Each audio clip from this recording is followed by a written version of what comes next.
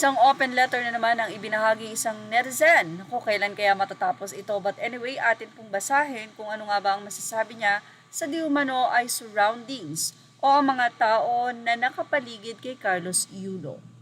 Ayon kay Tio Moreno, I'm not here to bash Carlos Adriel Yulo or act as if I'm the one who won 2 Olympic gold medals.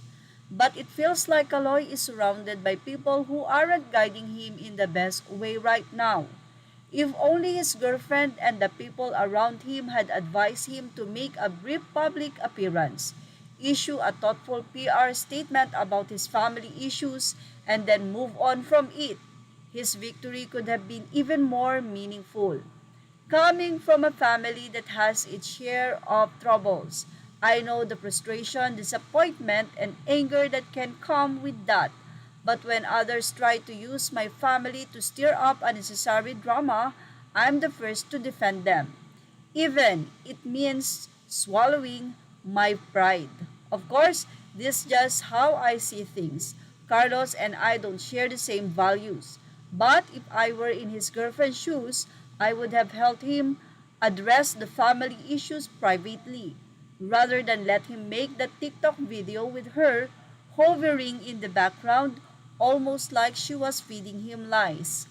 Remember, when Kaloy was just starting out and wasn't yet in the spotlight, it was his family who stood by his side.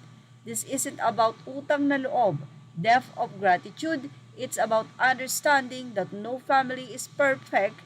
In the end, it's about recognizing the importance of those who were there for you from the beginning, even when things aren't ideal. Our parents are not perfect, but it's always best to share our victory with them.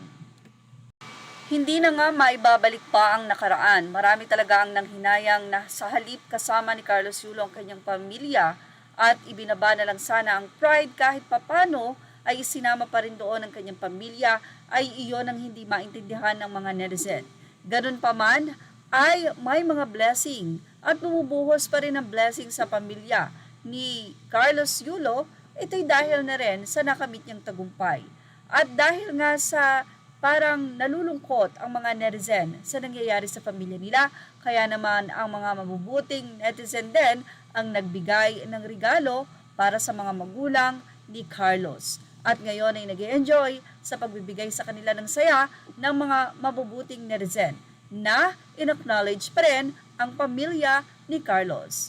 Sa katunayan ay kinuha pa ang endorser ng isang massage ang nasabi nga pong pamilya, ang Montalvo, kung saan ay ang pamilya Montalvo nga ang magpe-present o magre-represent ng kanilang massage shop. Wow! Congratulations, Family Yulo! At yan ang ating Showbiz Now update. Images are all credit to the rightful owners. Thank you for watching Showbiz Now.